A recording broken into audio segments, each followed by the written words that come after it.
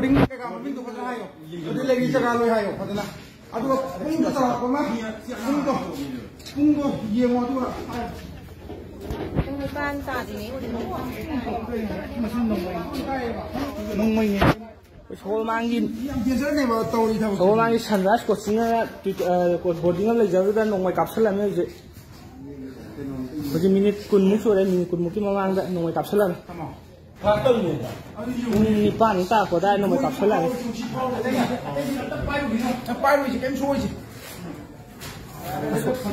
mà ba làm đấy xong người ta qua là xong đập pháo cũng có bài gì vậy thì cái ngang thì bôi những cái xe này thì bảo rồi xong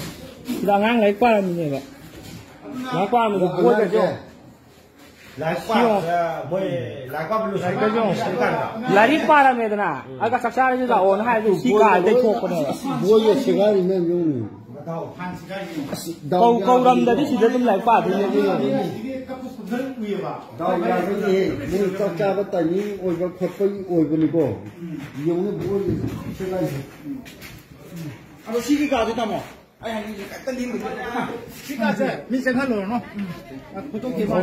xí cái cặp salad của nó hả polisi cái gì phải là post rồi nè xí cái cặp mà này vậy polisi cái gì cái phải là xí cái cặp salad này mà gì Setting aja tamo. Adi polisi ka lakanda. Boleh no isu nung legra. Lấy vậy Kabla. lấy xí cái cặp mà cái mà ban đã xôm nó cái phao đồ cái gì xí xôm nó phao đồ cái này vậy hay là xí phao này vậy tua xí đông phao này vậy ai cái xôm đó dính cái ta lại hàng này mà rồi xí đi nhằm phải ra đây xí đi cái sunrise của chúng sau mang ra lấy cái sunrise thì cái real center đó này mới là cặp sân mình nông ấy